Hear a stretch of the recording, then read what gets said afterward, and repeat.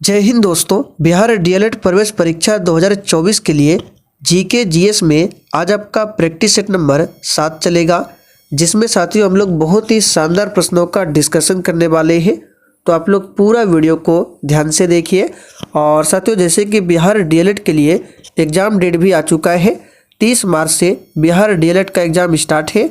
तो ऐसे में साथियों आपके पास बहुत ही कम दिनों का समय बचा हुआ है, इसलिए आप लोग डेली क्लास को अटेंड कीजिए। क्लास का टाइमिंग ध्यान रखना है, डेली दोपहर 3 बजे से। और इसका जो पीडीएफ है वो आपको टेलीग्राम पर मिल जाएगा बिल्कुल फ्री में। तो चलिए फ्रेंड्स, दोपहर के 3 बज चुके हैं, फटाफट से आप सभी लाइव में आ जाइए। तो साथियों, आज का पहला क्वेश्चन देखिए, कौन सा एंजाइम ग्लूकोज को अल्कोहल में परिवर्तित करता है। वेरी इंपॉर्टेंट क्वेश्चन है, चलिए आप सभी आंसर कीजिए।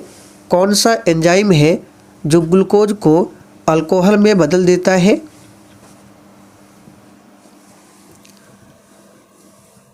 तो साथियों, यहाँ पर क्वेश्चन नंबर 1 के लिए आंसर क्या हो जाएगा, तो इसका सही जवाब है जाइमेज एंजाइम। ये क्या करता है, ग्लूकोज को अल्कोहल में बदल देता है। ग्लूकोज का सूत्र याद रखिएगा, इसका सूत्र क्या होता है, C6H12O6। ये ग्लूकोज का आणविक सूत्र है। दूसरा क्वेश्चन देखिए, संवैधानिक उपचारों का अधिकार का उल्लेख संविधान के किस अनुच्छेद में किया गया है। चलिए क्वेश्चन नंबर 2 के लिए आप सभी आंसर बताइए। बहुत ही शानदार लेवल का क्वेश्चन है। और साथियों, प्रत्येक स्टूडेंट को नीचे लाइव चैट में अपना अपना आंसर जरूर देना है। और ये लाइव चैट का ऑप्शन आपको तभी मिलेगा जब आप लोग क्लास को क्लास टाइमिंग पर ही देखेंगे, यानी कि दोपहर 3 बजे। तो साथियों, संवैधानिक उपचारों का अधिकार, इसका उल्लेख कहाँ पर मिलता है, तो आर्टिकल 32 में। यहाँ पर देखिए सी ऑप्शन में दिया गया है, अनुच्छेद 32 में। भाग 4 किससे संबंधित है। चलिए क्वेश्चन नंबर 3 के लिए आंसर बताइए। बिल्कुल इसी टाइप के क्वेश्चन आपके एग्जाम में पूछे जाएंगे। भाग 4 किससे संबंधित है।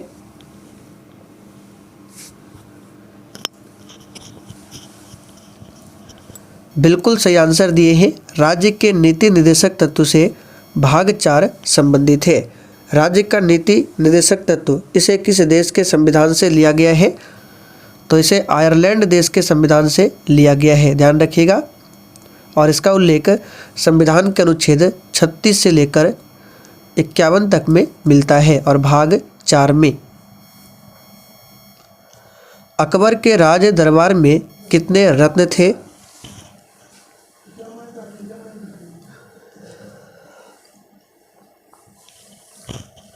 चलिए सिंपल सा क्वेश्चन है, आंसर बताइए। अकबर के राज दरबार में कितने रत्न थे। तो साथियों, यहाँ पर इसका सही जवाब है ऑप्शन बी, 9 रत्न थे। गोवा से पूर्व पुर्तगालियों की भारत में कौन सी राजधानी थी।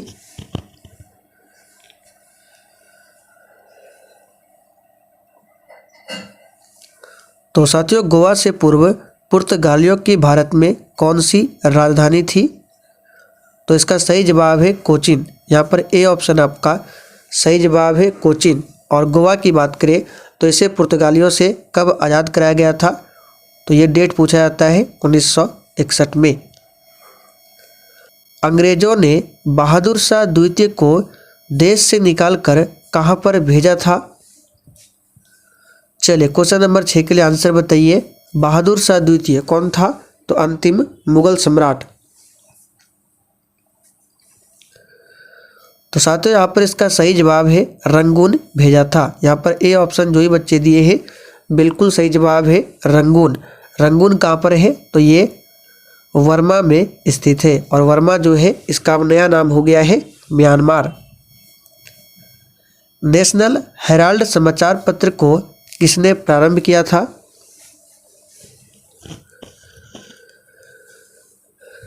चलिए 7 के लिए आंसर बताइए। नेशनल हेराल्ड समाचार पत्र को किसने प्रारंभ किया था। बिल्कुल सही आंसर दिए हैं पंडित जवाहरलाल नेहरू ने। कब प्रारंभ किया था, तो 1938 में। डेट भी याद रखिएगा, पूछा जाता है कब किया था, 1938 में। जारवा जनजाति कहाँ पर पाई जाती है?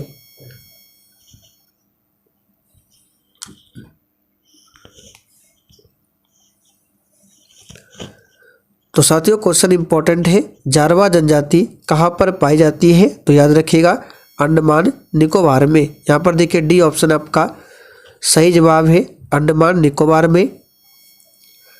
चलिए आगे देखिए, नीति आयोग का प्रारंभ कब हुआ था?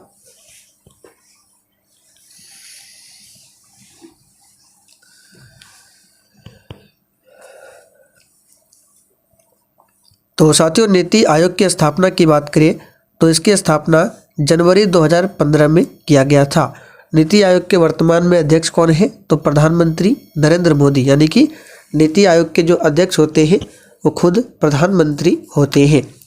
नीति आयोग के वर्तमान में सीईओ कौन है? तो याद रखिएगा BVR सुब्रमण्यम वर्तमान में नीति आयोग के सीईओ है। और वर्तमान में नीति आयोग के उपाध्यक्ष कौन है? सुमन बेरी, इसे भी ध्यान रखिएगा, कौन है? सुमन बेरी। जापान की संसद क्या कहलाती है? चलिए क्वेश्चन नंबर 10 के लिए आप सभी आंसर बताइए। जापान देश की संसद का नाम क्या है?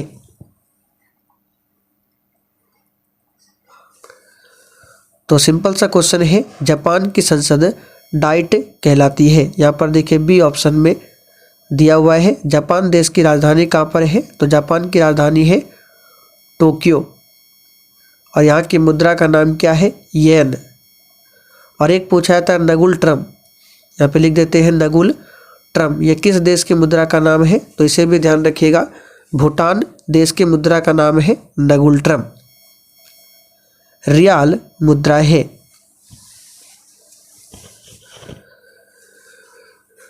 चलिए क्वेश्चन नंबर 11 के लिए आंसर बताइए। रियाल किस देश की मुद्रा का नाम है? सही जवाब है सऊदी अरब। किस खेल से बटरफ्लाई शब्द संबंधित है? चलिए बिल्कुल सोच समझकर आंसर करना है। और आज के इस प्रैक्टिस सेट में आप लोग कितने क्वेश्चन के सही सही आंसर कर पाते हैं ये आपको सेशन के लास्ट में कमेंट करके बताना है।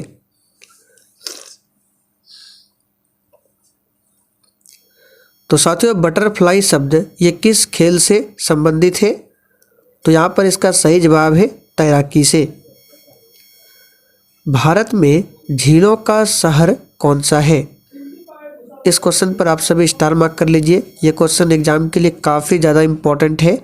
भारत में झीलों का शहर कौन सा है?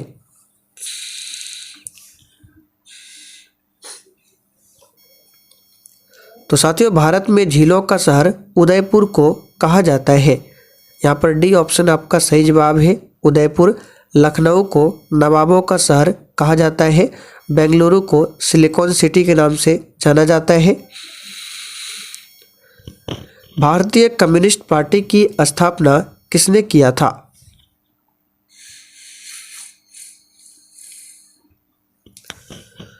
चलिए क्वेश्चन नंबर 14 के लिए आंसर बताइए। भारतीय कम्युनिस्ट पार्टी की स्थापना किसने किया था?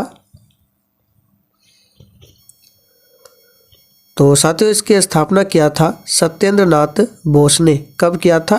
तो 1934 में। आगे देखिए, धमाल लोक नृत्य किससे संबंधित है?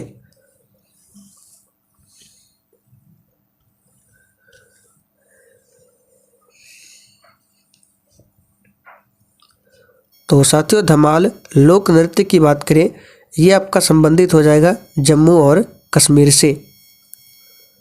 लोकनायक जयप्रकाश नारायण का जन्म स्थान कहाँ पर है?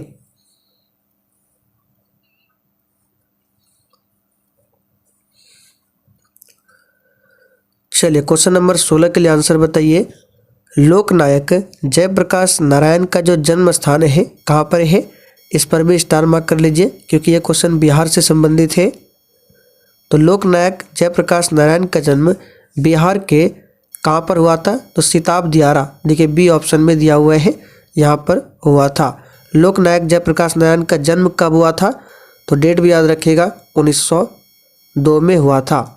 और जयप्रकाश नारायण ने ही संपूर्ण क्रांति का नारा दिया था? भारत के राष्ट्रपति आपातकाल की घोषणा कर सकते हैं यदि, चलिए सभी ऑप्शन को ध्यान से पढ़िए। तो ऑप्शन 1 में है युद्ध या युद्ध का भय हो, बिल्कुल सही है। संविधान का संगठन समाप्त हो, यह भी सही है। वित्तीय अस्थिरता, यह भी सही है। यानी कि तीनों में से कोई भी, इन तीनों में से किसी भी स्थिति में आपातकाल की घोषणा कर सकते हैं राष्ट्रपति। प्रथम अंतर्राष्ट्रीय योग दिवस कब मनाया गया था? और देखिए यहाँ पे आपातकाल की बात करें तो आपातकाल जो लगता है इसके बारे में आर्टिकल 312 से लेकर 360 तक में बताया गया है आपात को। और किस भाग में बताया गया है? तो भाग 18 में क्या है? आपात उपबंध है। और आर्टिकल 312 से लेकर 360 में, जिसमें से 3 आर्टिकल आपको ध्यान रखना है, 352, 356 और 360। 352 में क्या है? तो राष्ट्रीय आपात है। 356 में राष्ट्रपति शासन है। और 360 में क्या है? वित्तीय आपात है। चलिए क्वेश्चन 18 के लिए आंसर बताइए। प्रथम अंतर्राष्ट्रीय योग दिवस कब मनाया गया था? तो साथियों 21 जून 2015 को मनाया गया था। भारत के उत्तरी मैदानों के वृहद क्षेत्र में प्रसारित मृदा कौन सी है?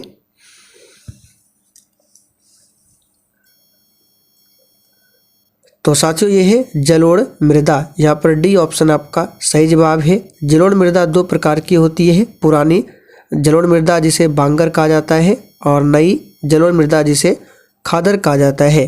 काली मृदा, इस मिट्टी में सबसे अधिक कपास की खेती होती है, इसलिए इसे काली कपासी मिट्टी भी कहा जाता है और इसका दूसरा नाम रेगुर मृदा भी है। जैन परंपरा के अनुसार प्रथम तीर्थंकर कौन थे?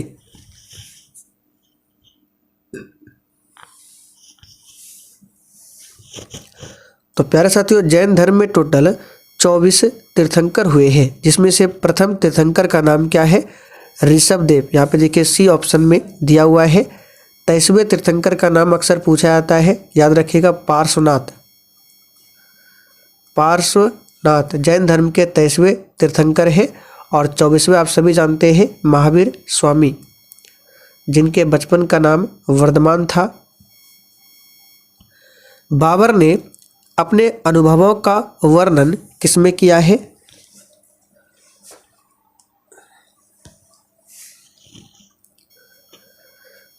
सही आंसर इसका हो जाएगा तुजुक ए बाबरी में। बिहार में तेल शोधक कारखाना कहाँ पर स्थित है?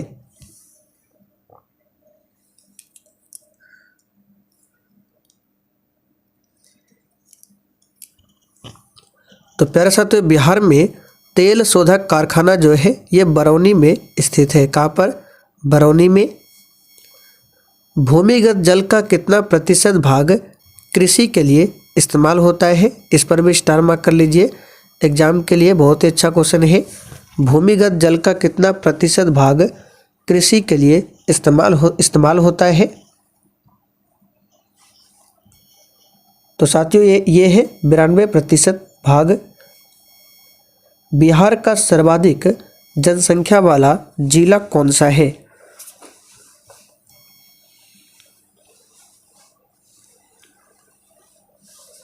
तो साथियों आप सभी जानते हैं बिहार में सबसे अधिक जनसंख्या वाला जिला है पटना, और कम पूछे तो शेखपुरा। यंग इंडिया किसकी पत्रिका है?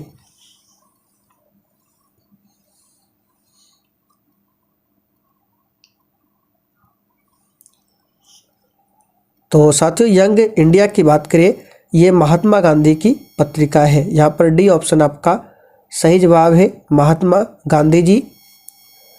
भारत के सबसे ऊंचे शिखर K2 की ऊंचाई कितनी है?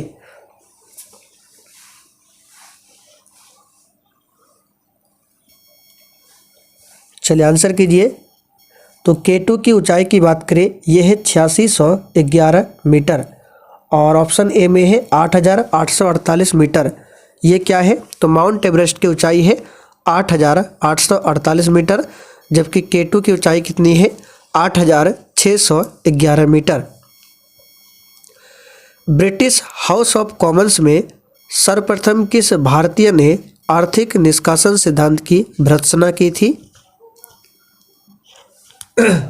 चलिए 27 के लिए आंसर बताइए। तो साथियों ये किया था दादा भाई नौरोजी ने। यहाँ पर ए ऑप्शन आपका सही जवाब है, दादा भाई नौरोजी, जिसे भारत का वृद्ध पुरुष भी कहा जाता है। पूर्ण स्वराज दिवस कब मनाया जाता है?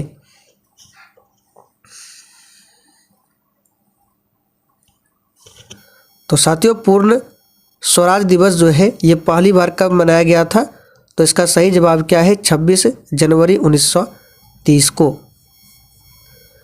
गौतम बुद्ध ने अपना पहला उपदेश किस स्थान पर दिया था?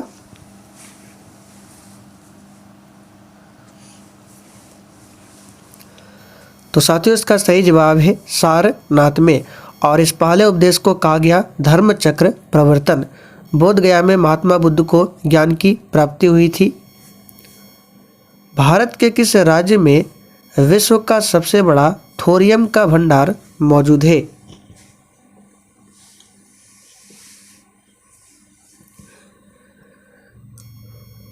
तो यहाँ पर 30 के लिए आंसर क्या हो जाएगा, इसे याद रखिएगा, इंपॉर्टेंट क्वेश्चन है। ये स्थित है कहाँ पर?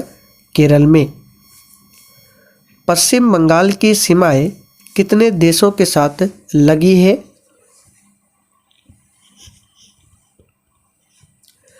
तो अगर आप लोग मैप को ध्यान से देखेंगे तो पश्चिम बंगाल की सीमाएं जो है 3 देशों से लगती है। यहाँ पर सी ऑप्शन आपका सही जवाब है 3।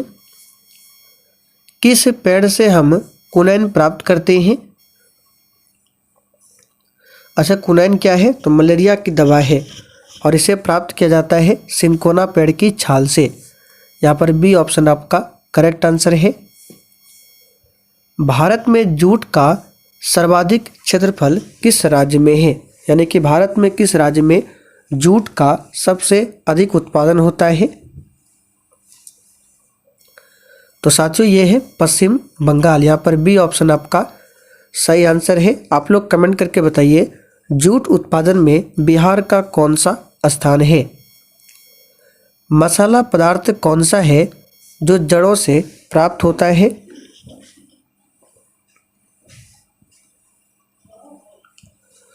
तो वह मसाला पदार्थ कौन सा है जो जड़ से प्राप्त होता है? तो ये है हल्दी, जो कि जड़ से प्राप्त किया जाता है। नीली क्रांति किससे संबंधित है?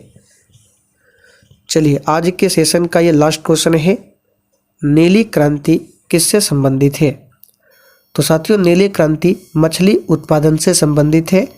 यहाँ पर ए ऑप्शन आपका सही जवाब है। दुग्ध उत्पादन से श्वेत क्रांति संबंधित है। श्वेत क्रांति के जनक पूछे तो डॉक्टर वर्गीज कुरियन। तो चलिए साथियों आज के लिए इतना ही, तब तक के लिए जय हिंद।